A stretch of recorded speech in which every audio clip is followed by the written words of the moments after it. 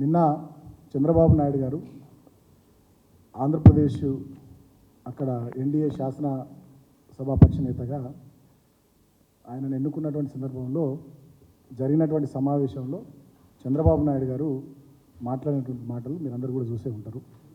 ఆయన ఏమంటారంటే, ఆనాడు 2014లో అప్పుడు ఆంధ్రప్రదేశ్ ముఖ్యమంత్రిగా ఆయన ప్రమాణ స్వీకారం చేయాలంటే ఆనాడు ప్రధానమంత్రి అయినటువంటి నరేంద్ర మోడీ గారు 7 మండలాలు, తెలంగాణ రాష్ట్రంలోని ఉమ్మడి ఖమ్మం జిల్లాలోని 7 మండలాలు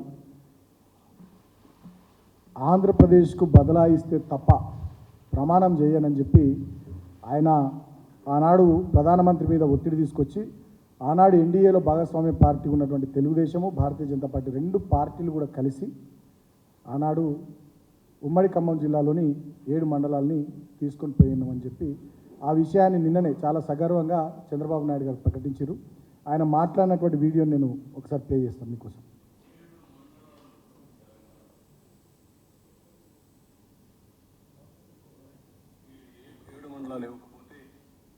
నేను ప్రమాణ స్వీకారం చేయను, నాకు ఈ పదవి వద్దని ఆ రోజు చాలా స్పష్టంగా చెప్పాను. ఇది ఎప్పుడు కూడా చరిత్రలో ఎప్పుడు జరగని విషయం. ఆ రోజు ప్రధానమంత్రి గారు నరేంద్ర మోడీ గారు ఇవన్నీ ఆలోచించి ఫస్ట్ క్యాబినెట్ మీటింగ్లో పెట్టి ఒక ఆర్డినెన్స్ ఇచ్చి ఆ 7 మండలాలు ఆంధ్రప్రదేశ్కి ఇచ్చి తర్వాత పార్లమెంట్ సమావేశాలు పెట్టుకున్నారంటే అది ఒక చరిత్ర. 7 మండలాలు తెలంగాణలో ఉన్నాయి. మీరు 7 మండలాలు ఇవ్వకపోతే నేను ప్రమాణ స్వీకారం చేయను, నాకు ఈ పదవి వద్దని ఆ రోజు చాలా స్పష్టంగా చెప్పాను. ఇది ఎప్పుడు కూడా చరిత్రలో ఎప్పుడు జరగని విషయం.